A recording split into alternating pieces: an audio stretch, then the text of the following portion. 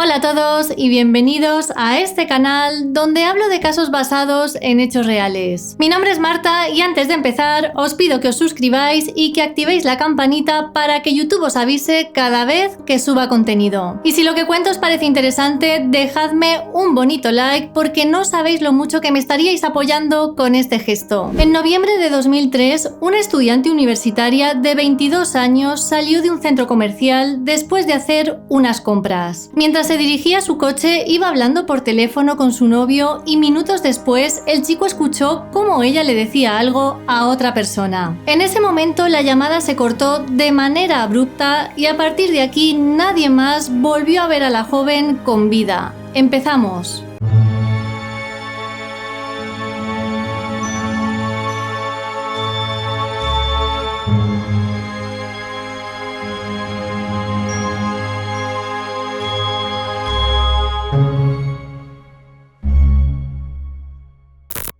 Este caso comienza el 26 de septiembre de 1981 con el nacimiento de Drew Katrina Sjodin en Minneapolis. Drew tenía un hermano llamado Sven, 2 años mayor que ella, y ambos eran hijos de Linda Walker y Alan Sjodin. Cuando tenía tan solo 3 años, sus padres se divorciaron, pero siguieron manteniendo muy buena relación. Tiempo después, su madre se volvió a casar con un hombre llamado Sid Walker y tanto Drew como su hermano se fueron a vivir con ellos a una nueva casa situada en el área de Twin Cities. Aún así, los dos hermanos veían a su padre con frecuencia, pasaban vacaciones con él e incluso a menudo incluían a Sid y a Linda en sus planes. Según su madre, Drew tuvo una infancia muy feliz. Recuerda que cuando era pequeña la llamaban princesa porque le encantaba llevar vestidos de color rosa y además era una niña que tenía un carácter afable y siempre estaba sonriendo. Ya en la adolescencia empezó a practicar todo tipo de deportes, sin embargo, su hobby favorito era la pintura. También disfrutaba haciendo regalos únicos para amigos y familiares que les daba en días especiales o simplemente cuando pensaba en ellos. Los que la conocían coinciden en que era una persona muy reflexiva, generosa, con una personalidad vibrante y una risa contagiosa, algo que le hacía muy especial. En 1992 se mudó con su familia a Pequot Lakes, en Minnesota. Aquí empezó a estudiar en la escuela secundaria y hay que decir que llegó a ser muy popular, tanto que en su último año fue coronada como reina del baile de bienvenida. Después de graduarse con honores, comenzó a estudiar en la Universidad de Grand Forks, en Dakota del Norte, especializándose en diseño gráfico. Como esta universidad estaba situada a unos 300 kilómetros de Pequot Lakes, decidió instalarse en el campus donde compartía habitación con su amiga Meg Murphy. Drew compaginaba sus estudios trabajando en 2 sitios a la vez. Durante el día estaba en una tienda de Victoria's Secret situada dentro de un centro comercial llamado Columbia Mall en Grand Forks y por la noche era camarera en un bar. Además de esto, colaboraba como voluntaria en un centro para dar apoyo a personas que habían sido víctimas de cualquier tipo de violencia. En su etapa universitaria no solo disfrutaba pasando tiempo con su familia y con las integrantes de la Hermandad de Mujeres Pi Beta. También lo hacía con sus amigos y posteriormente con su novio Chris Lang, un chico con el que empezó a salir 4 meses antes de su desaparición. Llegados a este punto, se puede decir que Drew era como cualquier chica de su edad, era trabajadora, tenía inquietudes, planes de futuro y vivía su vida sin hacer daño a nadie.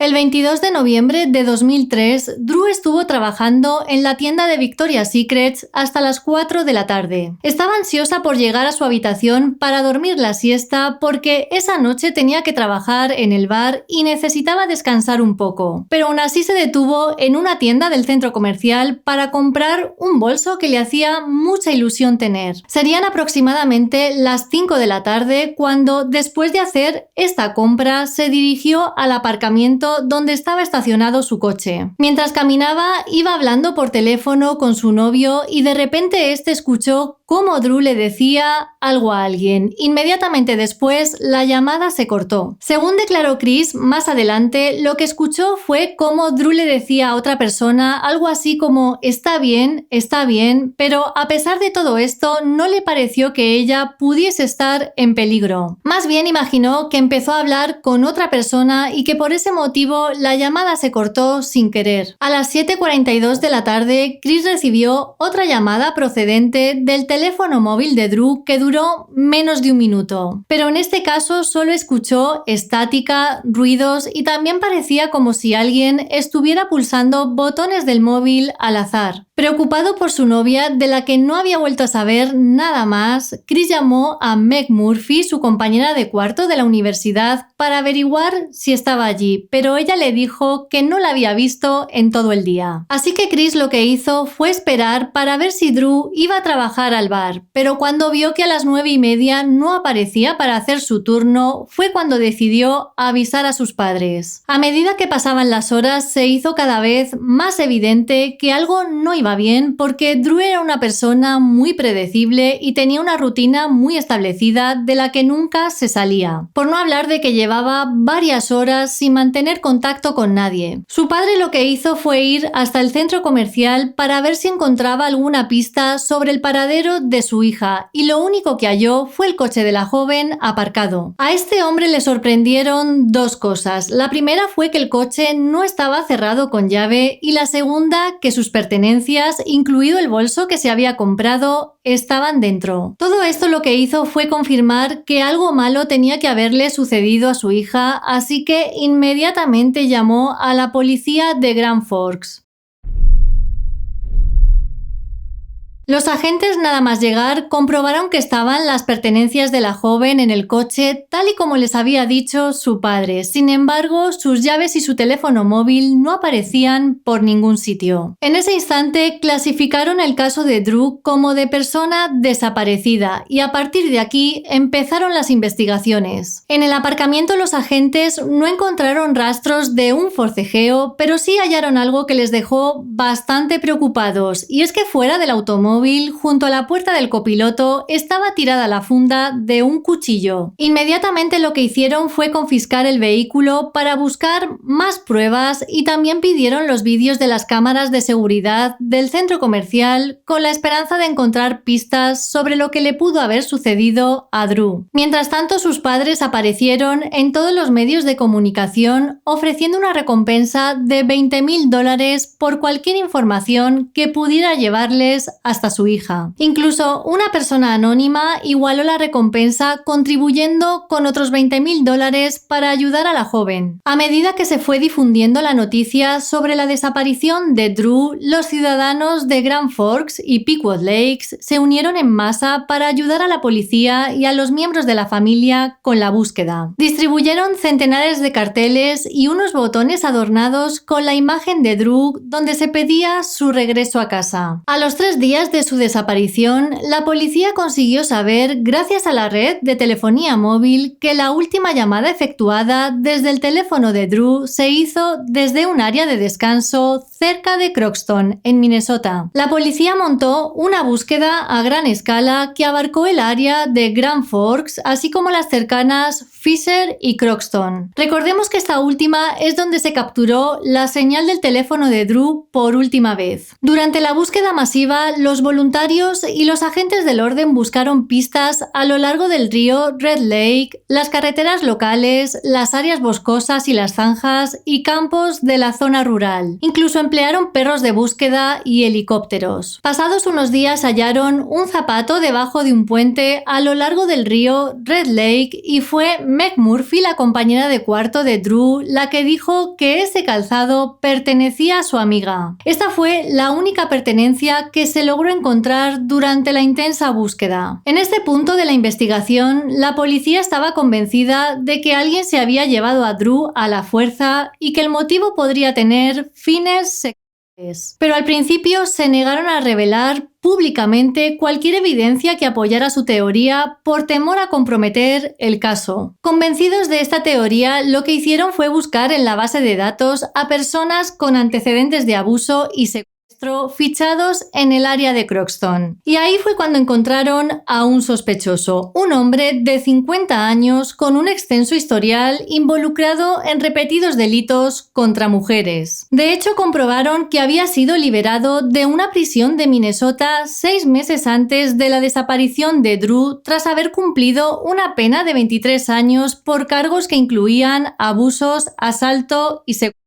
Este hombre se llamaba Alfonso Rodríguez Jr. y estaba en el registro público de Minnesota como delincuente sexual de nivel 3, un nivel que asignan a los depredadores que tienen una alta probabilidad de reincidir. Sin embargo, en Dakota del Norte no había un registro para este tipo de delincuentes en el momento de la desaparición de Drew. Por lo tanto, los residentes del área de Grand Forks no estaban al tanto del peligro potencial que representaba Rodríguez para su comunidad. Pero ¿quién era realmente este hombre? Alfonso Rodríguez Jr. nació en 1953 en Laredo, Texas. Sus padres eran Dolores y Alfonso Rodríguez, una pareja de inmigrantes que se estableció en el estado y que finalmente acabaron mudándose a Croxton, Minnesota, con sus 5 hijos. A una edad muy temprana empezó a consumir ciertas sustancias ilegales y llegó a afirmar que fue abusado por mujeres mayores durante su juventud, lo que le hizo tener sentimientos hostiles contra todo el género femenino. En octubre de 1974, cuando Rodríguez tenía 21 años, se ofreció a llevar a una mujer que hacía autostop hasta su casa. Sin embargo, lo que hizo fue llevarla cerca de Croxton bajo amenazas para intentar abusar de ella. Al mes siguiente se acercó a otra mujer que estaba sentada en la puerta de un cine, también en Croxton, e hizo lo mismo que con la anterior, aunque en este caso sí consiguió llevar a cabo el abuso en un lugar apartado en el campo. En este momento lo que pasó es que la policía consiguió arrestar a Rodríguez. Este se declaró culpable de los delitos que le imputaban y finalmente fue condenado a 15 años de prisión. Sin embargo, el juez suspendió esta condena para permitir que Rodríguez fuera evaluado y tratado en el Hospital de Máxima Seguridad de Minnesota. Mientras estuvo allí, fue evaluado psicológicamente y determinaron que tenía antecedentes de ansiedad y depresión, así como un trastorno de personalidad con algunas tendencias paranoides, esquizoides y antisociales. En ese mismo tiempo, otra chica que fue atacada meses atrás consiguió dibujar un boceto con la cara de Rodríguez, lo que le llevó de nuevo a prisión tras ser identificado. Pero en este caso permaneció encerrado 23 años al ser condenado por llevarse a la chica en contra de su voluntad y por abusos. Durante su encarcelamiento, Rodríguez se negó a recibir tratamiento para corregir el comportamiento que tenía en contra de las mujeres y solo recibió asesoramiento por la dependencia que tenía a ciertas sustancias. Después de su liberación, en mayo de 2003, Rodríguez se fue a vivir a la casa de su madre en Croxton, donde llegó a trabajar en diferentes sitios, como por ejemplo en un proyecto de construcción para colgar paneles de yeso. Sus vecinos sabían que Rodríguez acababa de salir de prisión, sin embargo, muchos de ellos afirmaron que todos parecían normales en la casa. Incluso después de lo que le sucedió a Drew en noviembre de 2003, nadie llegó a sospechar que estuviese involucrado en el caso. Durante la investigación por la desaparición de Drew, la policía pudo comprobar, gracias a las cámaras de seguridad, que Rodríguez estaba en el centro comercial el mismo día y a la misma hora en la que se produjo la última llamada de la joven a su novio. Los investigadores inmediatamente interrogaron a Rodríguez y este admitió haber estado ese día en el centro comercial, pero aseguró tener una coartada. Lo que dijo es que había estado en el cine que había en ese centro comercial viendo una película llamada Érase una vez en México. Pero lo curioso de todo esto es que comprobaron que esa película no se proyectaba ni en ese cine ni en ningún otro de los alrededores. Por lo tanto, su coartada era falsa. Aunque todavía no habían encontrado a la chica, los investigadores pudieron recopilar suficientes pruebas para implicar a Rodríguez en el caso. En su automóvil, que también aparecía en las cámaras de seguridad de dicho centro el día de los hechos, encontraron un recibo de una tienda donde aparecía reflejada la compra de una navaja. Pero no solo eso, el vehículo estaba lleno de manchas de sangre que, según los análisis de ADN, pertenecían a Drew. Además, en el maletero del coche descubrieron una navaja de 4 pulgadas empapada en lejía, obviamente con el fin de borrar todo tipo de pruebas. Los investigadores confirmaron que la navaja, al igual que el ticket de compra, coincidía con la funda que se encontró junto al coche de la víctima. Y es por todo esto que el 1 de diciembre de 2003, Rodríguez fue puesto bajo custodia policial y acusado de llevarse por la fuerza a Drew Sjodin. El 9 de diciembre, en una medida sin precedentes, los gobernadores de Dakota del Norte y Minnesota se comprometieron durante una conferencia de prensa a ayudar en la búsqueda de la joven, empleando a varios cientos de miembros de la Guardia Nacional y otros empleados estatales. Mientras tanto, Rodríguez seguía encarcelado en Grand Forks, afirmando que no tenía nada que ver con la desaparición de Drew. De hecho, se negó a hablar con los investigadores sobre su paradero a pesar de todas las pruebas que había en su contra. Debido al tiempo que había pasado desde la desaparición de Drew, los agentes determinaron que era poco probable encontrarla con vida, por lo que el sheriff del condado de Grand Forks notificó a los padres de la chica que la búsqueda de su hija había pasado de rescate a recuperación, algo que les dejó totalmente devastados, pero aún así se negaron a perder la esperanza de encontrarla con vida. La búsqueda continuó abarcando un área de 30 millas cuadradas desde Grand Forks hasta Minnesota. Después de 5 largos meses, esperaban tener más éxito ya que la nieve del invierno estaba comenzando a derretirse. Pero finalmente, el 17 de abril de 2004, un voluntario de la policía y un oficial retirado que buscaban en un área apartada al oeste de Crockston encontraron el cuerpo de Drew envuelto en una manta en un barranco. Su teléfono móvil también apareció tirado muy cerca de ella. Comprobaron que tenía las manos atadas a la espalda y a simple vista el cuerpo tenía marcas de abuso físico severo. Posteriormente, la autopsia confirmó que efectivamente había sufrido todo tipo de abusos. De hecho, no pudieron determinar la causa de su fallecimiento debido a las múltiples heridas que presentaba. En el análisis forense también hallaron fibras y pelos que coincidían con el ADN de Rodríguez. Como este caso cruzó las fronteras estatales, es decir, este hombre se llevó a Drew en Dakota del Norte y después la encontraron en Minnesota. Bueno, pues debido a esto Rodríguez fue juzgado y condenado en un tribunal federal, lo que permitió en su momento a los fiscales federales solicitar la pena capital, algo que era bastante inusual, especialmente en un estado como Dakota del Norte, donde este tipo de pena fue abolida en 1973. Después de pasar meses de audiencias previas, el juicio de Alfonso Rodríguez Jr. comenzó el 6 de julio de 2006 y el 22 de septiembre de ese mismo año el jurado le declaró culpable del secuestro y asesinato de Drew Sjodin, por lo que finalmente el 8 de febrero de 2007 fue sentenciado formalmente por un juez a la pena capital. Hay que mencionar que en ese momento Alfonso Rodríguez Jr., de 53 años, no se mostró afectado al anunciarse la sentencia. El 27 de julio de 2006, el presidente George W. Bush firmó la Ley de Protección y Seguridad Infantil Adam Walsh. Esta ley incluyó la Ley Drew, la cual, entre otras cosas, cambió el nombre del Registro Público Nacional de Delincuentes Sexuales por el sitio web Público Nacional de Delincuentes Sexuales